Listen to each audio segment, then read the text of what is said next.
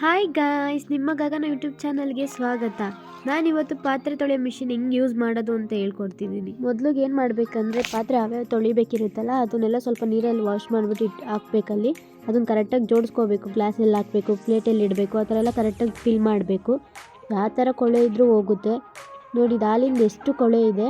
ಅದು ನಾವು ತೊಳೆಯೋದಾದರೂ ಸ್ವಲ್ಪ ಸ್ವಲ್ಪ ಮಾರ್ಕ್ ಹಂಗೆ ಇರುತ್ತೆ, ಆದರೆ ಎಷ್ಟು ಚೆನ್ನಾಗಿ ಕ್ಲೀನ್ ಆಗುತ್ತೆ ನೀವೇ ನೋಡ್ತೀರಾ. ಎಲ್ಲ ಹಿಂಗೆ ಫುಲ್ ಜೋಡಿಸ್ಕೋಬೇಕು.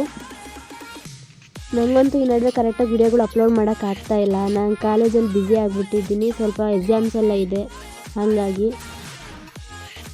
ಈ ಥರ 2 ರ್ಯಾಕ್ ಥರನೂ ಇರುತ್ತೆ, ಇಲ್ಲ ಸಿಂಗಲ್ ರ್ಯಾಕ್ ಬೇಕಂದರೆ ಸಿಂಗಲ್ ರ್ಯಾಕು ಸಿಗುತ್ತೆ ಅನಿಸುತ್ತೆ. ಈ ಥರ ಎಲ್ಲ ಸ್ಪೂನ್ಸ್ ಎಲ್ಲ ಒಂದು ಕಡೆ ಎಲ್ಲ ಹಾಕ್ಕೊಬೇಕು. ನೆಕ್ಸ್ಟ್ ಇದಕ್ಕೆ ಅಂತಲೇ ಒಂದು ಟ್ಯಾಬ್ಲೆಟ್ ಥರ ಬರುತ್ತೆ ನೋಡಿ, ಕೆಳಗಡೆ ತಿರುಗ್ತಾ ಇದೆಯಲ್ಲ, ಅಲ್ಲಿ ನೀರು ವಾಟರ್ ಸಪ್ಲೈ ಆಗುತ್ತೆ. ಈ ಥರ ಟ್ಯಾಬ್ಲೆಟ್ ಬರುತ್ತೆ.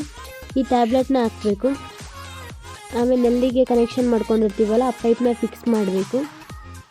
ನೆಕ್ಸ್ಟ್ ಇನ್ನೇನಿಲ್ಲ, ಕ್ಲೋಸ್ ಮಾಡಿಬಿಟ್ಟು ಸ್ಟಾರ್ಟ್ ಮಾಡಿದ್ರೆ ಅದು ಫುಲ್ ಕ್ಲೀನಾಗಿ ತೊಳೆದುಕೊಡುತ್ತೆ.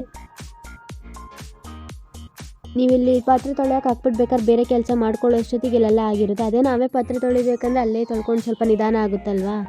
ಈ ಥರ ಮಾಡೋದು ಬೆಟರು. ಒಂದ್ಸಲ ಇನ್ವೆಸ್ಟ್ ಮಾಡಿದ್ರೆ ಆಮೇಲೆ ನಾವೇ ಫ್ರೀ ಆಗ್ತೀವಿ.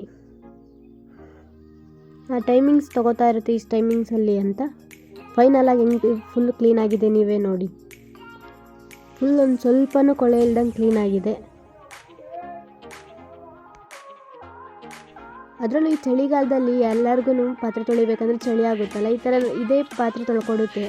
ನಮಗೂ ಚಳಿ ಅನಿಸಲ್ಲ, ತುಂಬ ಯೂಸ್ ಆಗುತ್ತೆ ಎಲ್ಲರಿಗೂ.